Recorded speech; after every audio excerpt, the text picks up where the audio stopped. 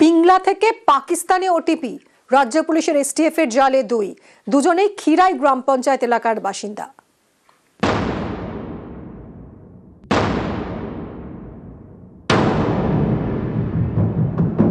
পশ্চিম মেদিনীপুরের পিংলা, এখান থেকেই নাকি পাকিস্তানে যোগাযোগ, ওটিপি শেয়ার, এমনই চাঞ্চল্যকর অভিযোগ।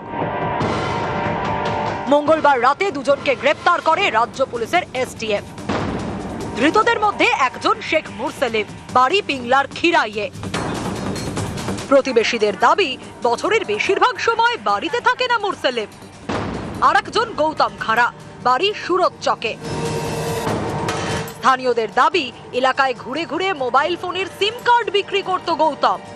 রাজ্য পুলিশের এসটিএফ সূত্রে খবর, ধৃত এই দুই ব্যক্তি পিংলাতে বসে থেকেই ভারতীয় সিম অ্যাক্টিভেট করতেন এবং পাকিস্তানের যারা আইএসআই গোয়েন্দা রয়েছে তাদের কাছে সেই নম্বর পাঠিয়ে সেখানে যে হোয়াটসঅ্যাপ অ্যাক্টিভেট করা হতো তার ওটিপি ভারতের মাটি থেকে বা পিংলা থেকে পাঠিয়ে দেওয়া হতো পাকিস্তান গোয়েন্দাদের হাতে।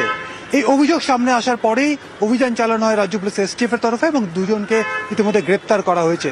আমরা দেখেছিলাম পাহেলগাঁও ঘটনার পর দেশ জুড়ে অভিযান চালানো হয়েছিল এনআইএর তরফে। সেই সময় পাকিস্তানের গুপ্তচর হিসেবে ভারতের বিভিন্ন প্রান্তে লুকিয়ে থাকা গুপ্তচরদের গ্রেপ্তার করা হচ্ছিল এনআইএর তরফে। আবারও পাকিস্তানের গুপ্তচর সন্দেহে এবার পিংলা থেকে রাজ্য পুলিশের এসটিএফ এর হাতে গ্রেপ্তার দুই। এতদিন সন্ত্রাসের সেফ হেভেন হিসেবে উঠে এসেছে মালদা, মুর্শিদাবাদের মতো জেলার একাধিক জায়গার নাম। এই সব জায়গা থেকে জঙ্গি ধরাও পড়েছে। পূর্ব বর্ধমানের খাগড়াগড়ে বিস্ফোরণের ঘটনা তো দেশ জুড়ে আলোড়ন ফেলে দেয়। এবার পশ্চিম মেদিনীপুরের পিংলা থেকে পাকিস্তানে ওটিপি পাঠানোর অভিযোগ। নিউজ 18 বাংলা।